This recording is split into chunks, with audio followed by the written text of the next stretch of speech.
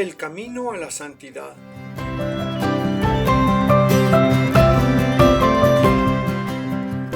Queridos hermanos, ya hemos comentado en algunas ocasiones que la santidad es un proceso. Esto no significa que porque no hemos llegado a la meta no somos santos, o que seamos medio santos porque estamos a la mitad del camino, o un santo en ciernes porque apenas vamos a empezar.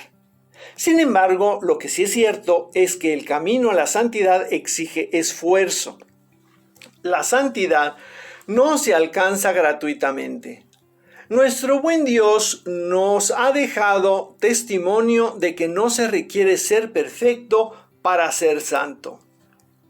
Este testimonio lo encontramos en la Biblia, con el caso de Pedro, por ejemplo. Los investigadores nos dan cuenta de que el carácter de Pedro no era precisamente dulce y paciente. Imaginamos a Pedro como un hombre astuto y sencillo, de gran poder para el bien, pero a veces afligido por un carácter abrupto y tempestivo que habría de ser transformado por Cristo a través del sufrimiento. Esto nos dicen las hermanas siervas de los corazones traspasados de Jesús y María. Y no es el único caso. Al trenecito habría que subir a otros 10 discípulos que a la hora de la hora salieron corriendo para dejar solo al Señor. San Pablo tampoco era una perita en dulce. Y si nos remitimos al Antiguo Testamento, vemos que ni Salomón, ni David, ni ninguno de los grandes personajes de la historia de la salvación eran perfectos. La santidad y la perfección no son lo mismo, aunque se requieren de esfuerzo y mucha práctica. Una de las cosas que por necesidad debemos tener clara es poder distinguir entre lo bueno, lo que edifica, lo que construye, lo que mejora, de lo malo, lo que perjudica, lo que destruye, lo que confunde. Este es el primer paso que dar por el camino de la santidad. Necesitamos, pues, para ello, humildad para reconocer nuestras limitaciones, honestidad para no querer pasar lo malo por bueno y perseverancia para no desfallecer. Obvio es que todo esto aún es insuficiente si no contamos con que el Señor nos eche una manita. Si esa mano es su gracia y algunos conceptos claros que también nos dejó en el libro del Siráside o Eclesiástico, al cual vamos a escuchar. Hijo, ¿pecaste? No vuelvas a hacerlo y pide perdón por tus pecados pasados. Huye del pecado como de una serpiente, porque si te acercas, te morderá. Sus dientes son como los de un león y quitan la vida a los hombres. Todos los pecados son como espadas de 2 filos y sus heridas no tienen curación. La violencia y la ira destruyen las riquezas. Así será devorada la casa de los soberbios.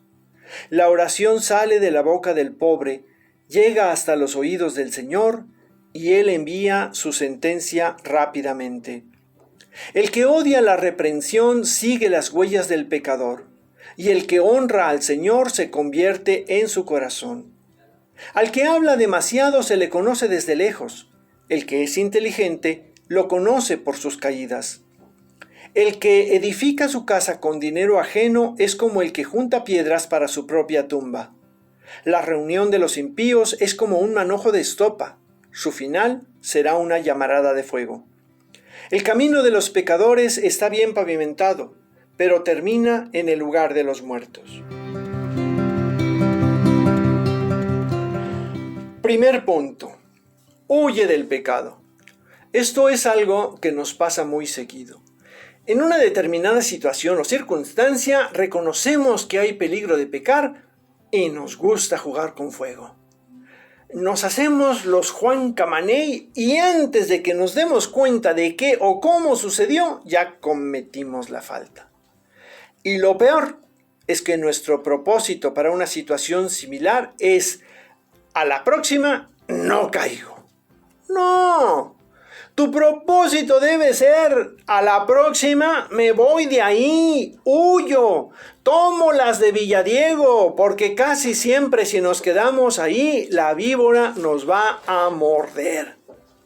Creer que puedes lo que no puedes es mucha soberbia o mucha ingenuidad, y ninguna de las dos son cosa buena. A veces, este aislarse de situaciones de pecado implica algunas renuncias.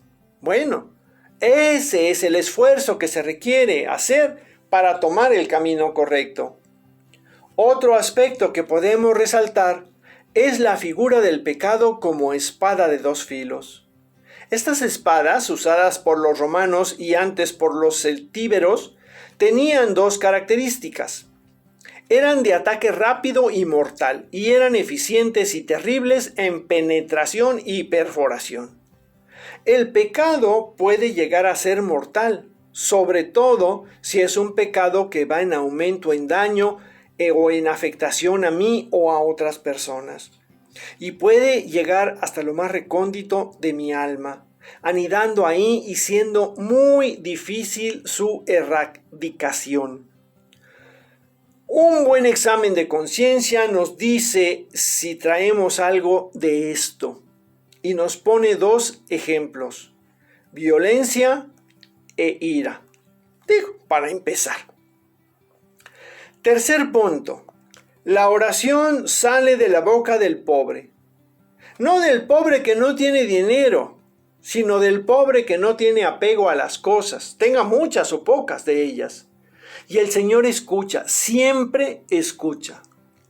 Al que no le gusta que lo corrijan y en un momento dado lo regañen, o más bien le molesta que se lo hagan, va siguiendo las pisadas del pecador. Porque si requiere de reprensión, es que está actuando equivocadamente, está en el error. En cambio, el que honra al Señor, dice el texto, se convierte en su corazón, está en el centro de su mirada, de su amor. Aunque no sienta nada, el simple hecho de saber y creer que es así es razón suficiente para gozarlo. No todo en la relación con Dios se siente. Si no me creen, habría que revisar las biografías de algunos santos que pasaron años, sí, años, sin sentir absolutamente nada. Así que hay que dejarnos corregir y hasta regañar, siempre cuidando los modos, eso sí. El que habla mucho habla de más, y el abusado no se deja engañar tan fácilmente. Por eso dice el dicho aquel que cae más pronto un hablador que un cojo. Como en todo, la mesura es recomendable. El final es lo que me ha gustado más. El camino de los pecadores está bien pavimentado, pero termina en el lugar de los muertos. Ciertamente el camino del pecado es más suave, más sencillo de manejar, más atrayente. Y si nos dejamos ir por este camino, cada vez se pone mejor. Mejor señalamiento, mejor iluminación, mejores seguridades. Porque si está uno parado en un entronque en donde se puede escoger un camino pavimentado y un camino de terracería, ¿quién escogería el sendero? Nuestro sistema carretero nos indica que los caminos pavimentados y anchos, las autopistas, son más seguras para llegar a un destino. El punto aquí, en el camino de la vida, es determinar cuál es el camino por el que queremos andar. El mundo, que incluye nuestro sistema carretero, nos dice que lo más cómodo, lo más sencillo, te lleva a los mejores lugares. En el sendero de la vida es al contrario. Lo más fácil, lo más sencillo, te lleva por mal camino. Y puede que el trayecto sea a todo dar, pero al final termina en el lugar de los muertos. Y ni tú ni yo queremos llegar a ese destino. Así que, ¡ea! Si has pecado, no lo vuelvas a hacer y endereza el rumbo. La santidad, decía yo, es un proceso, es el camino hacia la vida. Sigamos esos consejos y vayamos progresando. Soy Jorge Cervantes del Instituto Bíblico San Jerónimo. Hasta la próxima.